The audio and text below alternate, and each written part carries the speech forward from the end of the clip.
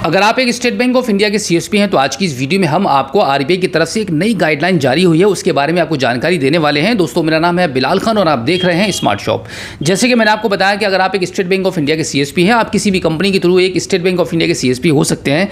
तो आज की इस वीडियो में हम आपको अपडेट देने वाले हैं कि अब आपको मंथ में 25 दिन अब आपको आपके सीएसपी पॉइंट को आपको ओपन करना होगा। अगर आप ऐसा नहीं करते हैं तो सीधा सीधा इसका असर आपकी कमीशन पर पड़ेगा। मार्च मंथ के कंप्लीट होने के बाद आरबीआई की तरफ से स्टेट बैंक ऑफ इंडिया को क्लियर निर्देश दिए गए हैं आरबीआई की तरफ से कि अब जितने भी ऑल ओवर इंडिया में सीएसपी हैं स्टेट बैंक ऑफ इंडिया के, उनको अब अपने मनमानी के तरीके से काम नहीं करना होगा। आप सभी को बैंक के अकॉर्डिंग काम करना होगा। मैक्सिमम 25 दिन आपको लॉगिन करके दिखाना होगा, यानी कि 25 दिन आपको अपनी शॉप पर वर्क करना है। अगर आप ऐसा नहीं करते हैं तो दो चीज़ें आपके साथ घटित हो सकती हैं। पहले यह कि आपके कमीशन पर असर पड़ेगा।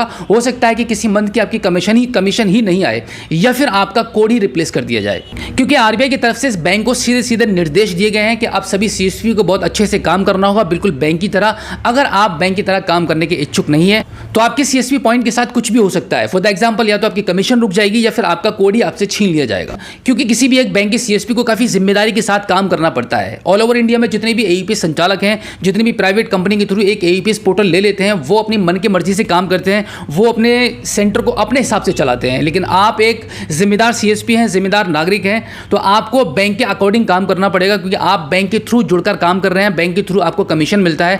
आप एक रेस्पॉन्सिबिलिटी वाला काम कर रहे हैं कि जिस दिन बैंक वर्किंग होता है उस दिन कस्टमर ये सोचता है कि बैंक खुला हुआ है और आपका सीएसपी पॉइंट भी खुला हुआ होगा। जब कस्टमर आपके सीएसपी पॉइंट पर आता है और पता चलता है कि उसको आने के बाद कि आपका पॉइंट बंद है, तो वो बहुत ज़्यादा डिसअपॉइंट होता है और वो उसको अपना आना वहाँ पर व्यर्थ लगता है, क्योंकि कस्टमर का यहाँ पर टाइम भी बहुत ज़्यादा खराब होता है। कुछ इस प्रकार के भी कारण हो सकते हैं जिससे बैंकों ने सभी सीएसपी को निर्देश दिए हैं कि अब आपको एक महीने में 25 दिन आपके सीएसपी पॉइंट को लॉगिन करना होगा, जिससे कि बैंक की तरफ से एक सीएसपी को काम करने के लिए जितने भी टारगेट मिलते हैं, फॉर द एग्जांपल आपको अकाउंट ओपनिंग करनी है, अकाउंट ओपनिंग के साथ में आपको SSS करना है, यानी कि इंश्योरेंस आपको करना है। ये सारे के सारे बैंक के प्रोडक्ट के साथ में आपको काम करना है, जिससे कि आपकी कमीशन अच्छी आए। मैं आपको बता दूं कि एक सीएसपी और एक एईपीएस संचालक में क्या डिफरेंस है। सीएसपी और एक एईपीएस संचालक में सबसे बड़ा जो डिफरेंस है वो ये है कि एक सीएसपी को एक बैंक का नाम मिला हुआ होता है। आपके सीएसपी पॉइंट पर एक बैंक का बैनर लगा हुआ है जिसको कस्टमर पहचानता है और उस पर कस्टमर बिलीव करता है, और जिसकी वजह से कस्टमर आपके पास चलकर आता है अपना काम कराने के लिए।